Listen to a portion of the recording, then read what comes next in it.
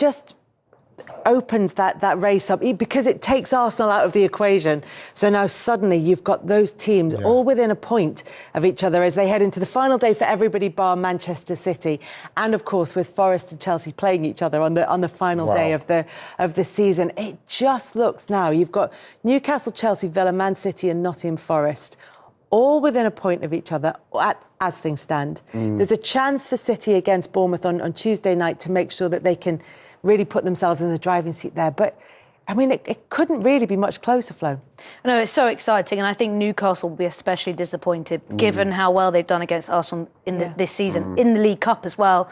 They ended up, I think it was the semi-final, they beat them en route to the final. They will be, and I don't think they conceded in any of those games either, so they'll be really disappointed about that result, because if they had got that momentum, they would have felt like, OK, we're in the driving seat now. I think Isak was a massive miss, Flo. Yeah, Callum Wilson having to come in wasn't ideal, so they now have to do it on the final day, and that's a lot of pressure, because most teams wouldn't want that. And they have a home game, but it's against Everton, and I know Everton don't have anything to play for, but they've looked strong at times in the league, certainly since David Moyes has come in. So it's not necessarily a straightforward game for them to have on the last day of the season. The matchup between Forest and Chelsea could be the one. You know, there's a scenario where Forest and Chelsea could draw, and that isn't enough for either of them. They're the teams that miss out. Yeah, also Aston Villa playing at Man United away. Yeah. You know, it's all the Villa fans at the moment are excited that the Man United, you know, they won't be prepared for that game. Depends on obviously the European final. But I think you still have to go and perform. You still have to go and put performance and win those games. And, right, we've been in a game. You've got some odd days, off days that not everything happens for you, and it will be interesting last round of the Premier League. I think that Forest. I think that was a good result for them against West Ham. Even though you'd fancy Forest to beat them, they got it done in the end. But Forest and Chelsea, it's in their hands. You know, one of them has got to win the game. So that's the game I'm probably looking forward to more than anything else, because I think it would be fantastic for Forest. I thought they were very poor in the semi-final. I fancied them as favourites to go through, but in the end, Palace done for them. But I feel that if they can finish in that top four, it will be unbelievable. The thing for Forest is even if they win, and Chelsea haven't won outside London since December, their away record is really, really poor. But even if Forest win that, they need results elsewhere for at least one of those teams to go in their favour. So even winning that might not be enough for Nottingham Forest. It's the draw against Leicester that's put them in that position. Definitely. Yeah. Which is why it got so nervy towards the end against West Ham, I think, when they got that 86th minute goal from Jared Bowen. But it's just it's interesting in terms of what the stories will be about each of these teams, and how this final game of the season could be defining in terms of how we say their season has gone. So if you look at, for Aston Villa, for example, made really good progress in the Champions League. There was an opportunity then for them to qualify for it again. But if they miss out, what do you think the assessment of the season will be? It will be mixed feelings, I think, especially with losing the semi-final of the FA Cup. You know, if they don't make a Champions League again, that's what the fans expect now, to be in the Champions League. They believe that the club deserves to be in that competition. It will be disappointing, but you know, going into the Europa League will give them a better opportunity, because Unai Emery have a great experience in European football, and he's proven that this season.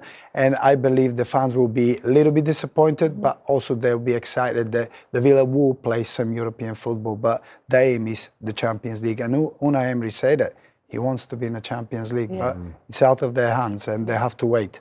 8 wins in their last 9. They've done pretty much everything they could to try and get there, when you look at the inconsistency of the teams that are going there. So having said it's impossible to predict. And the thing is, we look at all the predictions and we look at what the form has been as we come into the final game of the season, and then emotion starts to play into it, pressure starts to play into it, results elsewhere start to filter into the players' mind. So Newcastle have got that home game, as we said, against Everton. And again, you just don't know what Everton come off cup final. Yeah, I think that you look at City, and you would have to fancy City to win those 2 games. And they only really need 4 because of the goal difference. But the thing is they need to finish strong as well with everything that's going on. Obviously, Kevin De Bruyne leaving.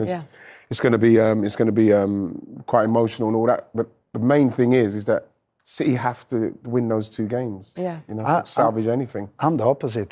I don't think Man City can win the both games. That's been so unpredictable, so inconsistent all season.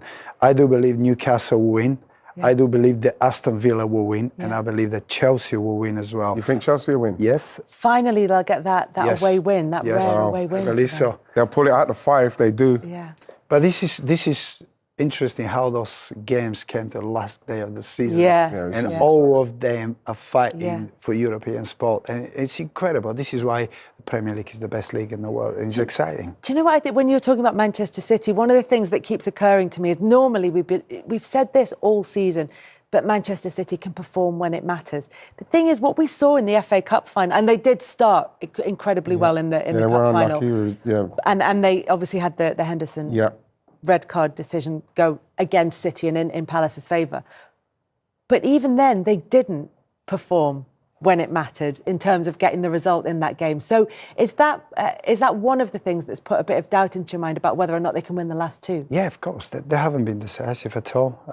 Every big moment throughout the league and the season, it seems like they haven't shown the true colours. You know, they used to be so dominating. They used to control games. They used to when they were expected to get results, they were getting results.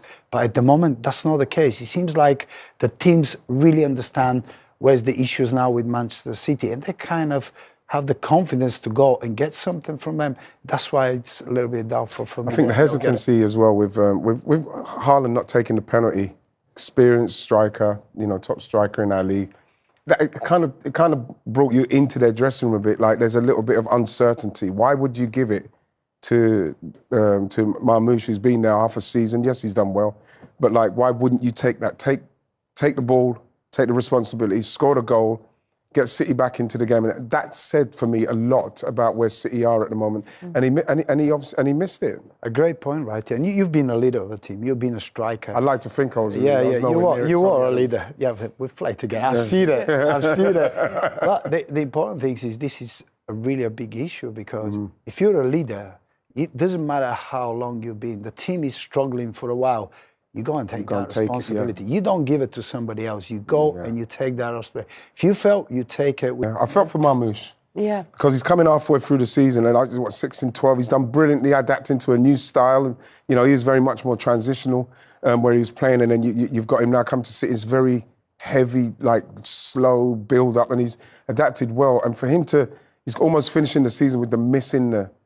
You know what I mean? Missing. It just felt really like somebody should have taken that responsibility off of him. It's also true that Haaland's missed a few penalties as well. He's not got a perfect record by any stretch of the imagination. By his standard, in that game, that's the level. That's where we'll judge Haaland, in those big games, in the big moments. That was a big game in a big moment. They needed to score the goal, and you know he passed the penalty to Marmoush. Can't understand it. Yeah, clearly, if you're a captain of the team, you know how the season has panned out. You had a lot of issues. You know the feeling. You know who the main players are. You miss penalty, but you've scored penalty, and you've been a big player for us, and you make